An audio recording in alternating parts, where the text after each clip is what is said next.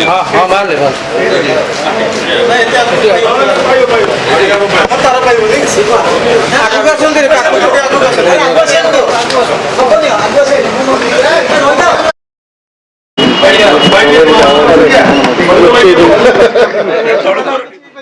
Police महानिर्देशक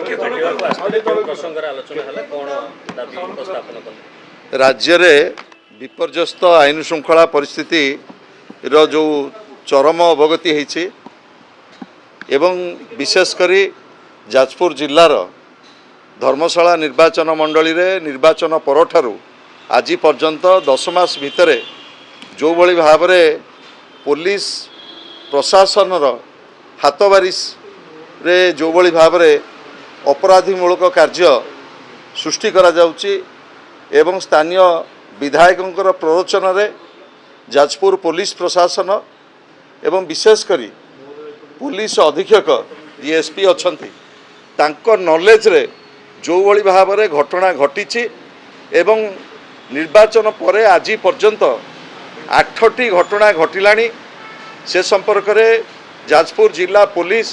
संपूर्ण निरवदष्टा साजिची एवं जो भली भाव में जड़े पूर्वतन विधायकों को मरणांतक आक्रमण करा जायछि आज पर्यंत मध्य जो मानकु आपण माने गणमाध्यम रे देखैतिले से घटना सहित संपृक्त कौनसी अपराधी की आज पर्यंत गिरफ करा जाई नाही।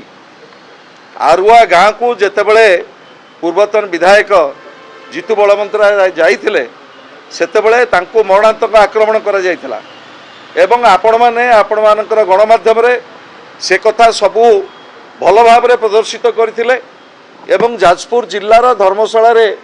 जो आईन श्रृंखला जो प्रकार चरम विपर्य घटी से संपर्क में राज्यवासी के आपण मैंने अवगत करथिले। आमे आशा करूथुलु जे निश्चित भाव में पूर्वतन मुख्यमंत्री विरोधी दल नेता श्रीयुत नवीन पट्टनायक जेतेबेले उद्वेग प्रकाश कले जे धर्मशाला रे एभली घटना को निंदा कले आमे आशा करूथुलु निश्चित भाव में जिला पुलिस प्रशासन गोटे दृढ़ दृष्टांतमूलक कार्यानुष्ठान नब अपराधी मान विरुद्ध रे किंतु दुर्भाग्यर कथा जाजपुर जी एसपी अच्छी से ना ता उपरे कौनसी पदक्षेप नेले ना जो आईआईसी एसडीपीओ माने अच्छी तांको निर्देश देले ता उपरे कार्यानुष्ठान नबा पाई किंतु 3 जन अपराधी की जहाँ कुहा जाउची धरा जाइची बोली तांको सरेंडर करा जाइची किंतु गणमाध्यम रे जो मानकु देखा जाइतिला जनकु मध्य आज पर्यंत गिरफ करा जाई नाही। आज जाजपुर जिला पुलिस प्रशासन एभली आभिमुख्य विरुद्ध रे विशेषकर एसपी एभली आभिमुख्य विरुद्ध रे आज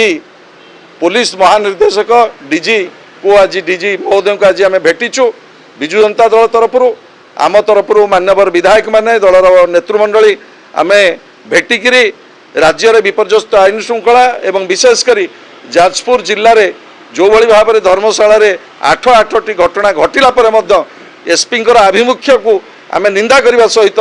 डीजी महोदय को अनुरोध करचु एवं दाबीपत्र देचु तुरंत ए बाबद में दृढ़ कार्यानुष्ठान ग्रहण करा जाऊ एवं आम आशा रखुचु एवं भरोसा रखीचु डीजी महोदय को ऊपर निश्चित भाव में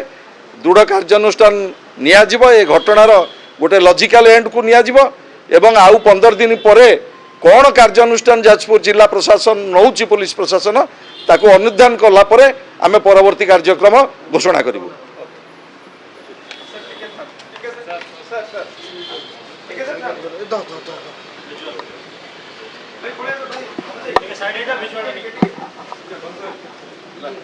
साइड